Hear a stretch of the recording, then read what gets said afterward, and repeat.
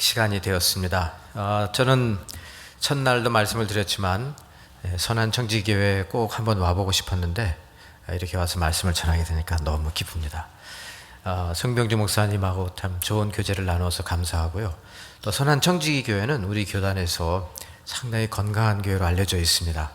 그래서 여러분 34주년을 맞이하셨는데 앞으로도 계속해서 건강한 교회, 선교적인 교회로 하나님께 영광 돌리시기를 주님의 이름으로 축원합니다. 저는 작년 말에 은퇴를 하고 이제 좀 여유를 갖고 삶을 돌아보려고 합니다. 그동안에 나는 하나님께 무슨 열매를 드리려고 준비했는가 삶을 돌아보게 됩니다. 오늘 저는 여러분도 함께 비슷한 질문을 한번 우리 각자에게 한번 해보시기를 바랍니다. 나는 지금 주님께 어떤 열매를 준비하고 있는가? 세월이 정말 빨리 가거든요. 그래서 하루하루를 의미 있게 살아야 되고, 그리고 무엇보다 이제 우리는 주님 앞에 드릴 열매를 준비해야 합니다.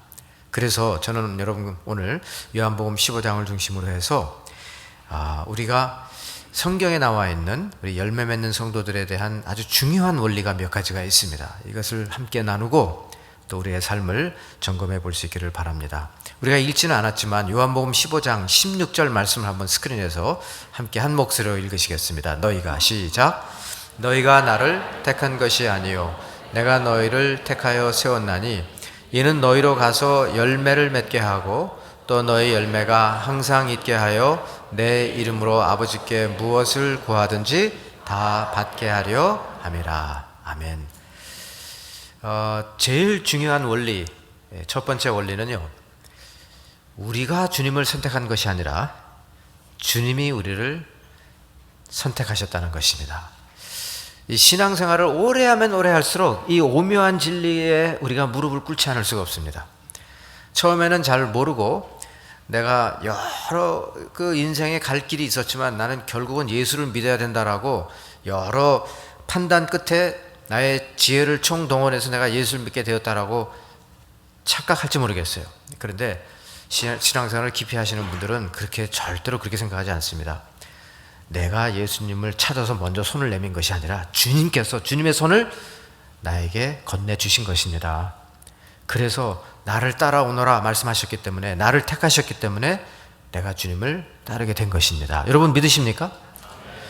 여러분 오늘 아침에도 교회 오실 때 그래, 나는 내가 교회를 가기로 선택을 했고 내가 이 길을 가야 돼 라고 생각하실지 모르겠어요. 갈 때도 많이 있지만 나는 오늘 교회를 가서 예배를 드릴 거야.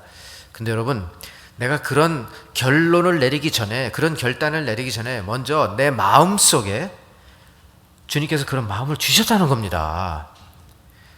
그렇지 않고서는 도저히 우리가 여기 와 있을 수가 없어요. 주님께서 나에게 예배드려야지라는 마음을 주신 겁니다. 여러분 이거 굉장히 중요합니다. 저는 목회를 하면서 이런 생각을 가끔 합니다.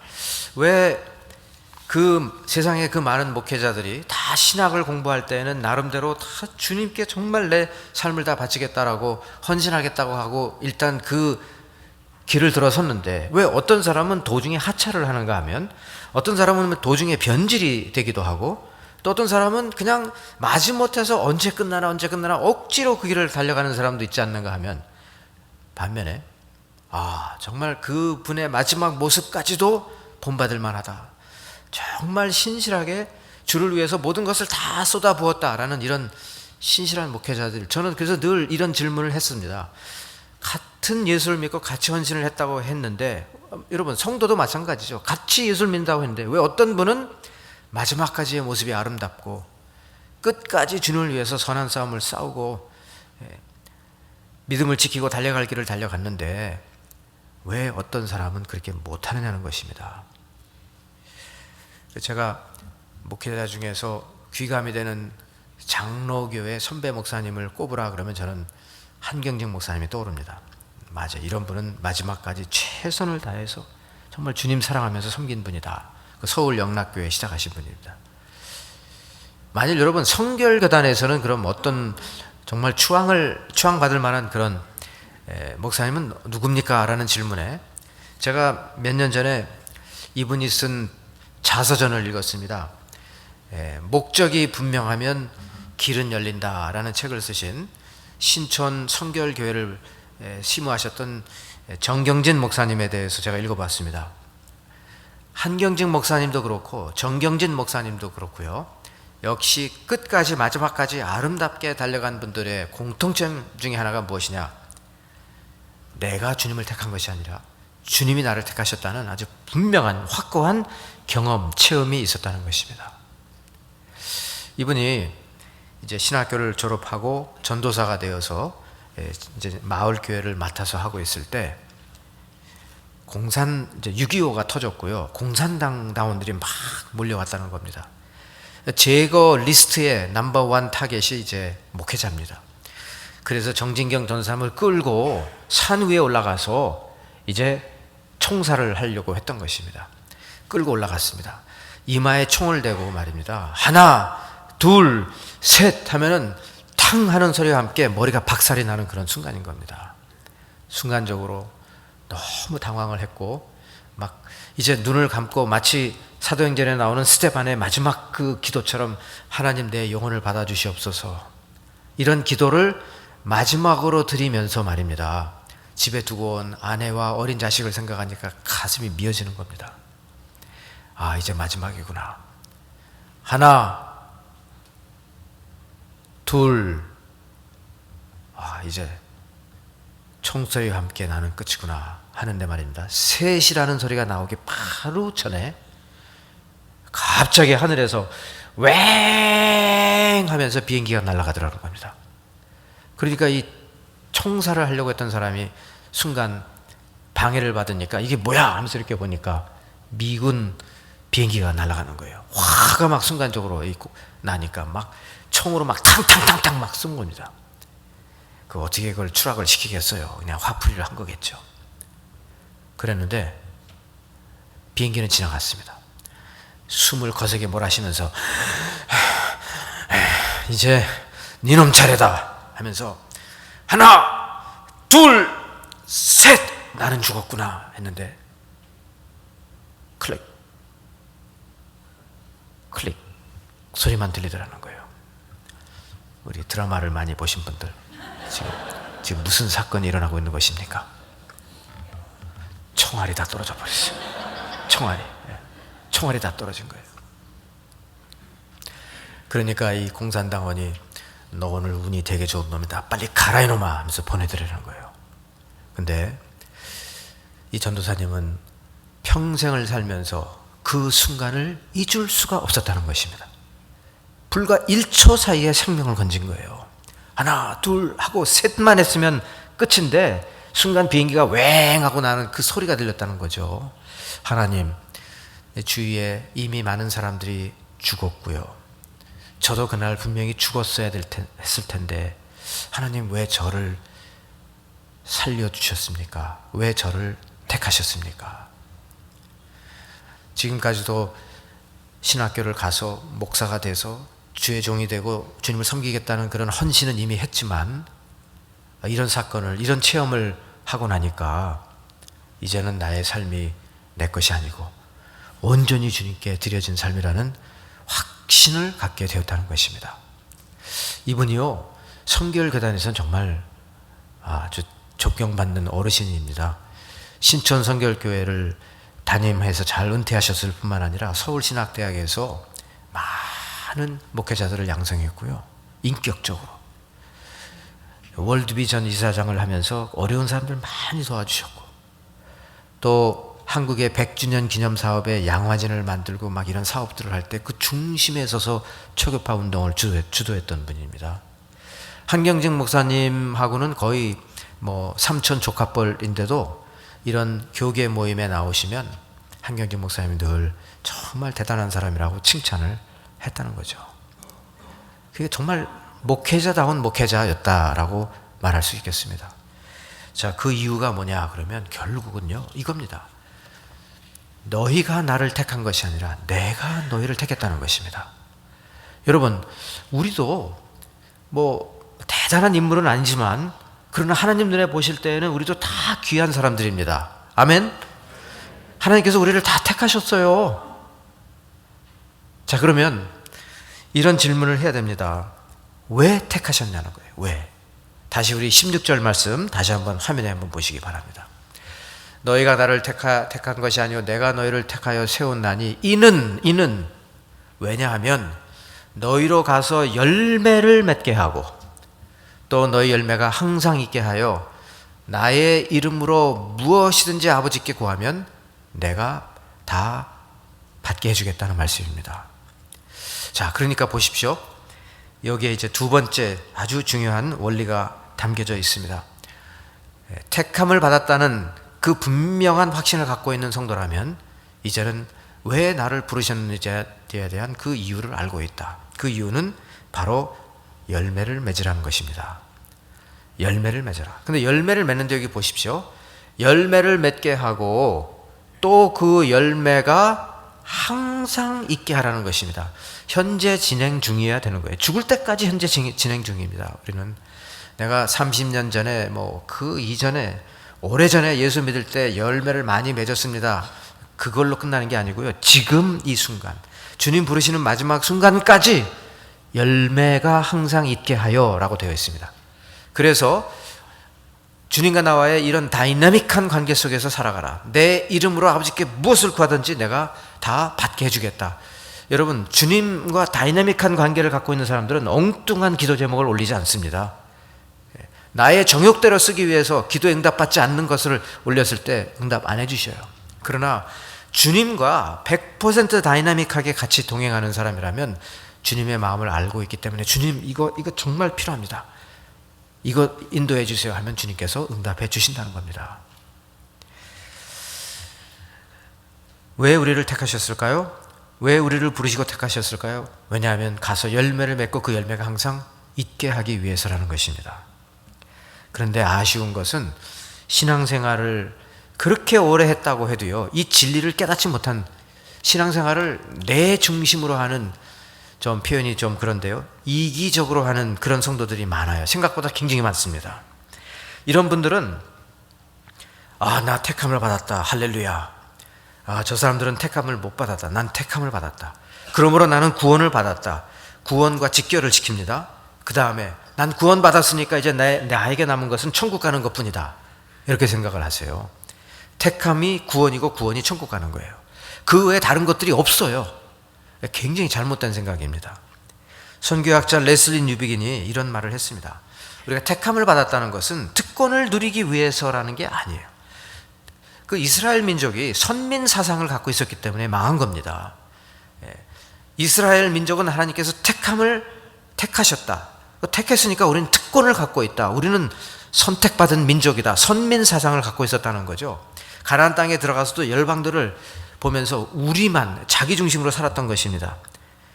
그런데 여러분, 레슬리 뉴비긴이 말하는 것은 뭐냐면 택함을 받았다는 것은 하나님의 아주 특별한 보호 속에서 특권을 누리라고 택함을 받은 것이 아니라 열방을 향해서 하나님의 사랑을 전하는 도구로 쓰임받기 위해서라는 것입니다. 이미 진행 중인 하나님의 일에 편입되어서 하나님에게 쓰임받는 그 목적을 위해서 우리가 택함을 받았다는 것입니다. 근데 이 진리를 깨닫지 못하다 보니까 나 구원 받았네, 너 구원 받았네, 야 우리 구원 받았어, 구원 열차 타고 방주처럼 보호 받으면서 이제 천국 가면 되는 거야. 상당히 그 신앙이 말입니다, 폐쇄적이 되고 소극적이 되고 나만 잘 믿으면 되는 거고 주위에 있는 사람들이 어떻게 되는지 상관할 바가 아닌 그런 신앙생활이 되는 겁니다. 참 안타깝죠? 여러분, 우리는 그렇게 되면 안 되겠습니다. 우리는 그런 신앙생활을 하면 안 되는 것이고요, 우리가 주님의 심판대 앞에 섰을 때 나로 인해서 예수를 믿게 된 사람들이 손을 흔들면서 고맙습니다라고 하는 그런 모습을 상상하면서 살아가시기 바랍니다. 그런 삶이야말로 정말 값진 삶을 산 것입니다. 오늘 지금 15장을 보았는데 15장은 요한복음 13장부터 17장까지 이어지는 긴 대화 속에 예수님께서 잡히시던 날 밤에 제자들과 마지막 대화를 한 긴 대화를 다 적어 놓았습니다. 최후 만찬을 하시고 제자들의 발을 씻기시면서 서로 사랑하라고 했습니다. 그러니까 여러분, 이 문맥을 통해서 볼 때 어떤 열매를 맺어야 되느냐 그러면 우린 서로 사랑하며 사랑의 열매를 맺는 것보다 더 소중한 것은 없습니다. 그 소중한 열매, 사랑의 열매인데요, 결국 관계 속에서 사랑하면서 열매를 맺는 것인데, 믿지 않는 사람을 주님께로 인도하는 것처럼 더 숭고한 사랑은 없습니다. 어떻게 하면 나하고 이렇게 가까이 시간을 보내는 이 사람이 하나님을 알게 되고 예수님의 사랑을 알게 되어서 예수님과 함께 길을 걸으면 얼마나 좋을까라는 그런 마음을 갖고 진지하게 우리가 기도를 해야 하는 것입니다. 이것이 바로 사랑의 열매입니다, 여러분. 또 우리 자녀들 가운데 참 안타깝게도 주님과 멀어져 가는 자녀들이 있어요. 교회를 그렇게 데리고 왔고 모든 시스템을 지나갔는데도 불구하고 자꾸 세상에 이런저런 맛을 보면서 하나님과 멀어져 가는 그런 자녀들이 있습니다. 여러분, 그렇다면은 정말 더 우리가 눈물을 흘리며 기도해야 됩니다. 저도 딸을 셋을 키우고 이제 손주가 넷인데요, 정말 바라는 거는 결국은 세상적으로 잘 되는 게 중요한 게 아닙니다. 정말 중요한 것은 우리의 자녀 손이 대대로 예수 잘 믿는 하나님의 백성이 되는 것입니다. 그것보다 소중한 것은 없다고 생각해요. 그러므로 우리는 그렇게 눈물을 흘리면서 그렇게 기도를 해야 됩니다. 제가 담임했던 토론토 영락교회에 80세가 넘으신 어르신이 교회 오신 지 몇 년 안 되는데 굉장히 열심히 봉사를 하시고 정말 많은 분들을 섬기시는 거예요. 그래서 제가 야, 귀하다, 어느 교회에서 신앙생활을 열심히 하셨나 하고 여쭤봤어요. 어느 교회에서 오셨습니까? 목사님, 저는 지난 수십 년 동안 교회와 담을 쌓았던 사람입니다. 그래요? 근데 교회에 이렇게 들어오셔가지고 이렇게 빨리 적응을 잘 하셨네요. 아니, 그러면 우리 교회 누가 인도하셨어요? 저기 있는 제 양반이 인도를 했습니다. 근데 제가 제 양반을 잘 아는데 말이 많은 분이에요. 지나가다가 저분한테 걸리면 10분 동안 들어야 돼요. 근데 이분을 교회로 인도했다고 하니까 제가 믿겨지지 않는 거죠. 저런 면도 있었네 하면서요. 근데 집사님 수십 년 동안 교회와 왜 담을 쌓았습니까?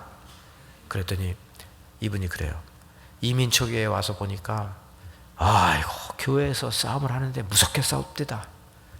그래서 나는 교회는 절대로 가서는 안 되는 곳이라고 결론을 내렸고, 그때부터 저와 제 아내는 교회와 담을 쌓았습니다.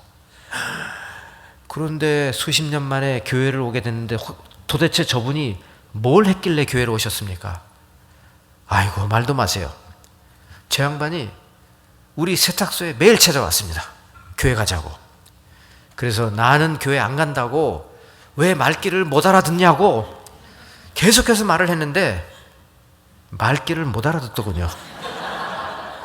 얼마나 말귀를 못 알아들었습니까? 2년 동안을 못 알아들었대요. 2년 동안 집요하게 세탁소에 찾아와서 교회 가자고 하더라는 거예요. 하도 힘들어가지고 알았다고 가겠다고. 당장 오라고 하니까 아니, 좀 기다리라고. 언제 올 거냐고요. 나 세탁소 팔고 생업에서 은퇴하면 그때 가겠다고요. 그러니까 이제 우리 집사님이 세탁소 파는 날만 기다리는 거예요. 저는 그런 줄 몰랐어요. 이런 분이 정말 나중에 상 주고 싶더라고요. 그래서 결국 세탁소를 팔고 약속은 지켜야지요 하고 딱 와서 그러시더래요.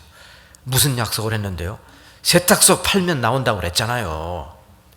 그래서 나오기 시작해서 보니까 몇십 년 만에 나온 이민교회는 잘 정리가 되어 있었고 더 이상 싸우지 않고 분위기가 참 좋다고 하면서 나옵시다 하면서 나오기 시작을 했다는 거죠. 그래서 지금은 봉사도 많이 하시고 신앙도 온전히 다시 회복이 되고 그랬습니다. 저는 그분을 볼 때마다 주님께서 기뻐하시겠다. 저렇게 한 영혼을 주님께로 인도한 그 주님의 심판대 앞에 갔을 때 박수를 쳐줄 사람이 있는 거예요. 고맙습니다. 집사님 때문에 내가 다시 교회 나오게 되었어요. 여러분 기억하십시오. 많은 성도들이 오해를 해요. 내가 택함을 받았다는 것은 구원받았다는 것이고, 구원받았으니까 나에게 남은 것은 이제 천국 가는 것밖에 없다. 지구상에서는 이젠 편하게 살다가 주님 부르시면 가면 되는 거다. 여러분 이렇게 생각하시면 안 되는 겁니다. 왜냐하면 성경을 다시 읽어보세요. 그렇게 적혀있나. 구원은 성도가 마지막으로 들어가는 마지막 관문이 아니에요. 구원은 성도가 이 땅에서 하나님의 백성으로 살아가게 될 첫 단추라니까요. 구원받고 주님 오실 때까지 내가 이제 어떻게 살아야 되느냐를 성경, 여러분 에베소서 2장 8절 9절 10절을 읽어보시면 정확하게 나와 있고, 화면에 디도서 2장 14절 한번 올려주십시오. 같이 읽겠습니다. 시작. 그가 우리를 대신하여 자신을 주심은 모든 불법에서 우리를 속량하시고 우리를 깨끗하게 하사 선한 일을 열심히 하는 자기 백성이 되게 하려 하심이라. 여러분 잘 보세요. 잘 보세요. 그리스도께서 우리를 대신하여 자신을 주셨다고 그랬고, 모든 불법에서 우리를 속량하셨다, 구속하셨다라고 되어 있습니다. 뿐만 아니라 성령, 내재하시는 성령께서 우리를 매일매일 성화시켜주고 계십니다. 우리 깨끗하게 하고 계십니다. 왜? 왜 우리를 구원하시고 왜 우리를 성화 과정으로 들어가게 하셨습니까? 이는 우리로 하여금 선한 일을 열심히 하는 하나님의 백성이 되라는 것입니다. 선한 일을 열심히 하는, 그러니까 구원은 시작이라니까요. 구원 받았으면 구원 받은 백성답게 선한 일을 열심히 하라는 것입니다. 열매를 맺으라는 것입니다. 열매를 꼭 기억하시기 바랍니다. 우리가 예수 믿고 구원 받아서 천국 가는 것이 우리 신앙의 전부가 아닙니다. 예수 믿고 구원 받은 성도는 이제부터 이 땅에서 주님께서 원하시는 열매 맺는 삶을 살아야 되는 것입니다. 모든 성도가 그러므로 선한 일을 하도록 교회는 올바로 그 길을 가야 되고, 성도들을 훈련시키면서 성도들이 풍성한 열매를 맺도록 도와야 하는 것입니다. 자, 그러면 여러분 이제 첫 번째 원리는 내가 똑똑하고 현명한 판단을 해서 주님을 선택한 것이 아니라 주님께서 나를 택하셨다는 것이고요. 두 번째는 택하신 이유는 가서 열매를 맺으라고 택하셨다는 것이고, 자, 마지막 세 번째입니다. 자, 요한복음 15장 4절과 5절을 보시겠습니다. 여기 보시면 내 안에 거하라, 반복해서 세 번이나 나오지 않습니까? 내 안에 거하라, 내 안에 거하라. 내 안에 거하면 열매를 많이 맺을 것이다. 내 안에 거하지 않으면 열매를 맺지 못한다는 겁니다. 자, 그러니까 세 번째 아주 중요한 원리는, 그러므로 열매를 맺기 위해서는 우리가 주님 안에 거하는 삶을 살아야 되겠다는 것입니다. 자, 주님 안에 거하는 삶이 뭘까요? 당연히 주님 안에 거하기 위해서는 우리가 말씀을 부지런히 읽고 기도하면서 하나님의 뜻을 구해야 되는 것 당연합니다. 그건 기본이고요, 여러분. 기본이고, 저는 여기에다가 조금 더 쉽게 설명을 해보려고 합니다. 말씀과 기도로 하루를 시작하죠. 그런데 하루를 시작하면서 우리가 하루 종일 살아가면서 우리의 머릿속에 우리의 생각이 무엇으로 가득 찼는지를 생각해 봐야 됩니다.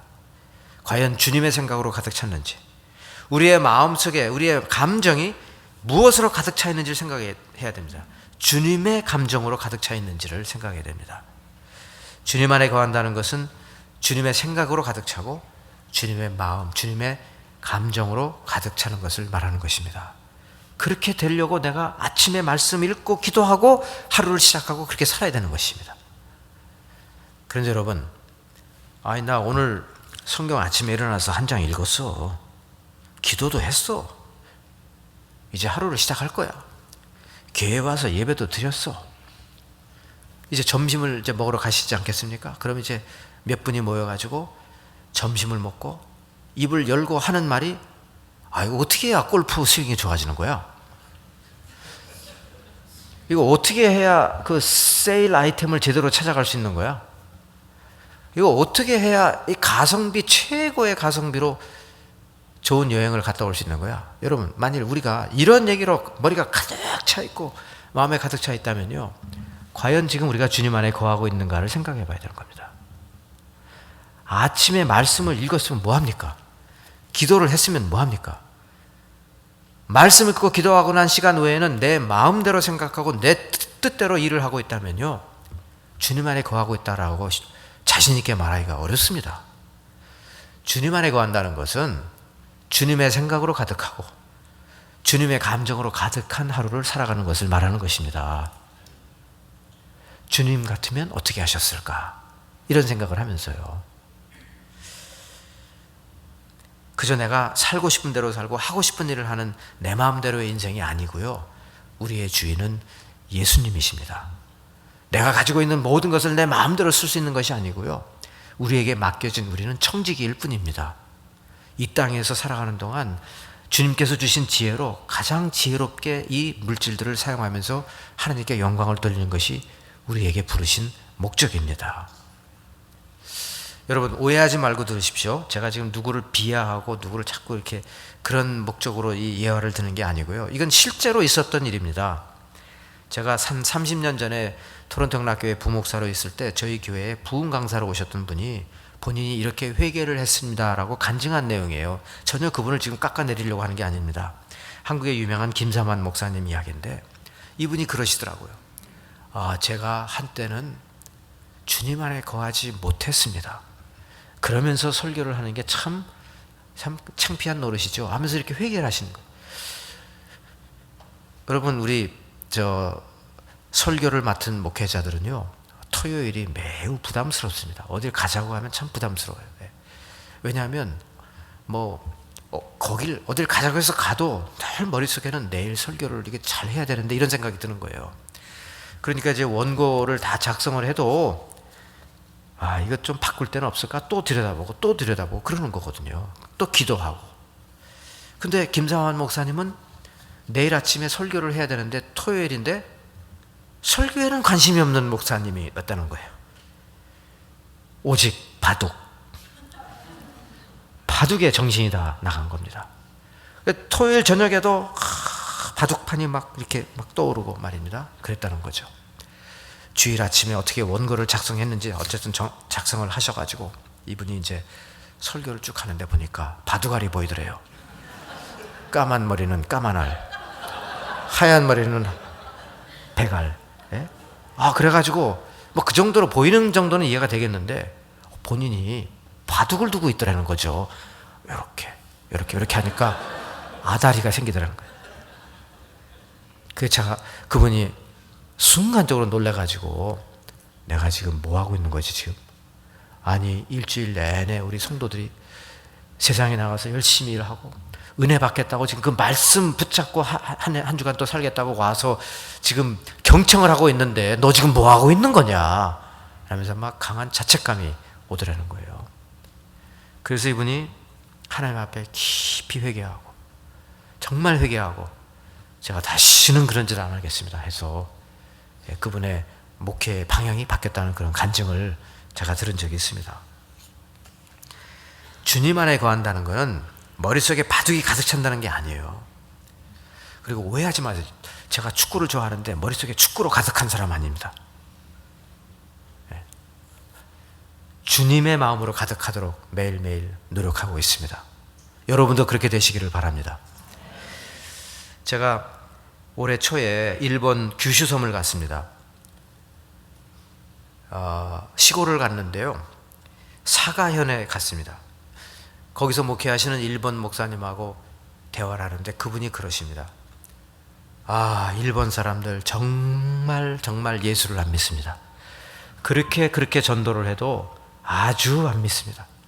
일본 사람들은 뭘 믿냐면요, 온갖 잡신을 믿고요, 온갖 영의 세계가 있어요 그 사람들에게. 여러분, 신사라고 하지 않습니까? 신사 참배, 신사. 공공시설의 신사도 있지만 개인적인 신사도 굉장히 많아요. 그래서 신사가, 일본의 신사의 숫자가 어느 정도냐면은 편의점의 5배랍니다. 그렇게 많아요. 이 일본 목사님이 그럽니다. 이 사가현의 전도를 그렇게 해도 사람들이 예수를 안 믿습니다. 그냥 그들의 머릿속은 그냥 꼭 다른 영적 세계에 있는 사람들입니다. 사가현의 인구가 60만 명인데 개신교회가 40개입니다. 40개인데 교회가 열악해서 평균 10명, 20명 나옵니다. 이 40개 교회가 1년 내내 전도해도 20명 세례 받을까 말까입니다. 그렇게 힘들다는 거예요.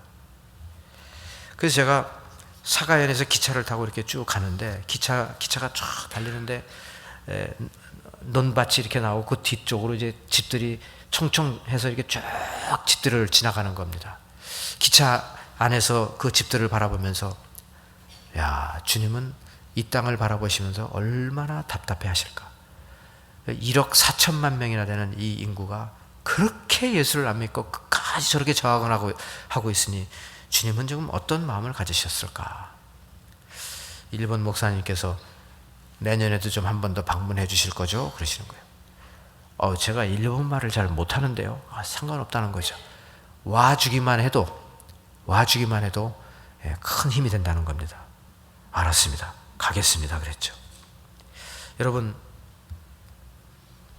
주님께서 우리를 부르신 목적은 가서 열매를 맺으라고 그런 거고요. 열매를 맺기 위해서 우리가 주님 안에 거하고 주님의 생각과 주님의 마음을 품으면 이제 주님께서 우리에게 무슨 일을 해야 될지를 보여주십니다. 정말 그래요. 정말 100% 개런티합니다, 여러분. 난 그럼 뭘 해야 되지? 궁금하시죠? 주님의 마음을 품고 주님 안에 거해 보십시오. 주님께서 내가 무엇을 해야 되는지를 보여주십니다. 한 10년 전에 제 사무실에 집사님 네 분이 찾아오셨어요. 목사님, 시간 좀 내주셔서 제 말 좀 들어주세요. 남편 되시는 분은 69세, 아내 되시는 분은 65세쯤 됩니다. 목사님, 저희가 이번에 비즈니스를 정리했고요. 이제 남은 삶을 좀 쉬면서, 너무 몸도 피곤하고 쉬면서, 또 우리 손주들 재롱 떠는 거 보면서 좀 이제 지내려고 합니다. 잘 됐습니다. 근데 목사님, 그렇게 하려고 하는데 우리 내외가 기도를 하면 할수록 하나님께서는 아니라고 자꾸 말씀하십니다. 아니라고요? 그럼 뭔데요? 주님께서 우리가 이렇게 우리의 삶을 마치는 게 아니라고 하십니다. 아직도 해야 될 일이 있다고 하십니다. 뭘 해야 된다는데요? 저기 남미로 가서 돈이 없어서 학교 못 가는 애들 위해서 학교를 지어주라고 하십니다. 와, 정말요? 예. 그래서 남미로 가시려고요? 네, 남미로 가야 될 것 같습니다. 제가 한 가지 질문이 있습니다. 두 분은 스페니쉬를 하십니까? 정색을 하시고 저를 쳐다보면서 그럽니다. 목사님, 배우면 되잖아요.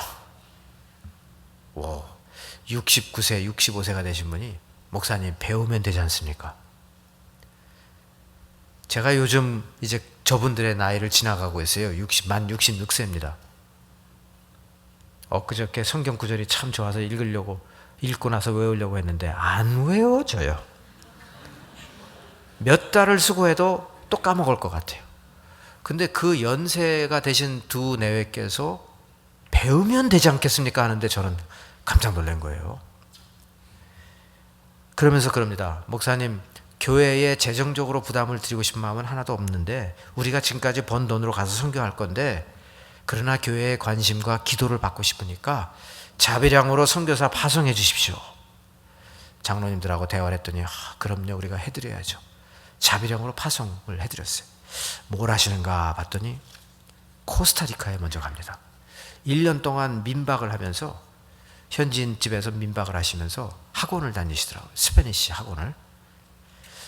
나중에 왜 거기를 가셨어요? 그랬더니 중남미, 남미, 스페인의 스페인 언어에 그래도 표준이 코스타리카입니다. 그러시더라고요. 그래서 코스타리카에서 배운 스페니쉬는 어딜 가도 다 들린대요. 그러냐고요. 이분이 이제 내외가 1년 동안 스페니쉬를 배우고 난 다음에 뭘 하시나 봤더니 토론토로 돌아와서 집을 파시더라고요. 집을 팔아서 니카라과의 시골로 들어갔어요. 수도에서 한 1시간 반 떨어진 시골로 들어가서 커피 농장을 샀습니다. 나무를 다 밀어내고 유치원부터 초등학교까지 교실을 다 지었어요. 목사님, 한번 와서 기도해 주세요. 그러는데 팬데믹이 터진 겁니다. 팬데믹이 끝나고 제가 갔어요. 거기 한번 사진에 올려주시면 조회하는 사진이 나올 겁니다. 갔더니 이제 막 조회를 하는데 애들이 한 200명 정도 모였어요.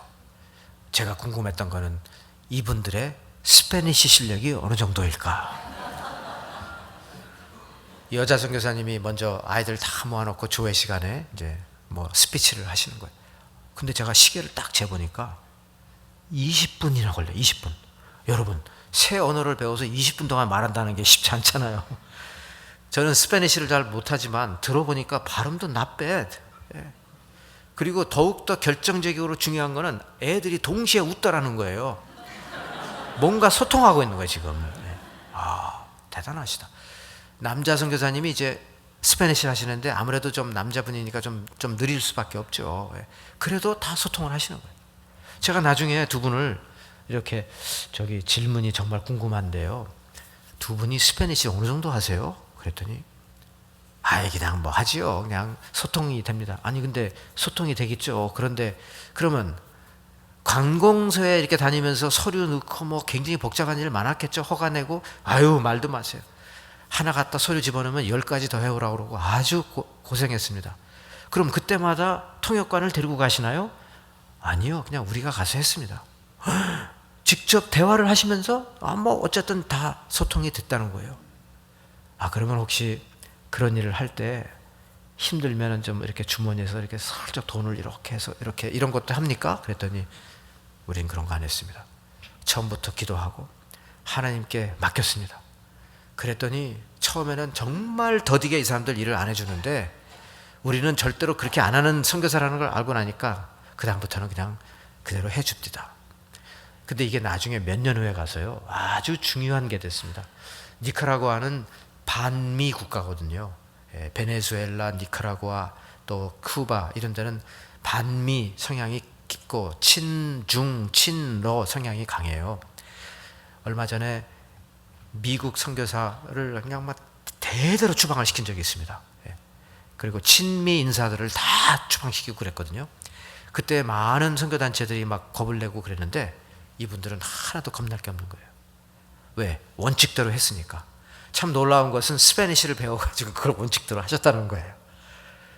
이날도 조회를 하는데 학부모들도 많이 오셨고 교육부에서 담당자들이 몇 명이 왔더군요. 그중에 이제 한 분이 일어나서 얘기를 합니다. 지금 여기 유치원부터 초등학교까지 너무 놀라워요. 이 마을에 학교가 없었는데 학교를 세워줘서 너무 감사합니다. 한 가지 부탁이 있습니다. 초등학교로 끝내지 말고 중학교, 고등학교까지 좀 꼭 건물을 다 지어주세요. 계속 하십시오. 문제는 돈이 떨어진 거예요. 집 한 돈이 다 떨어졌어요. 그런데 여러분, 하나님께서 부르셨잖아요. 하나님께서 책임지시잖아요.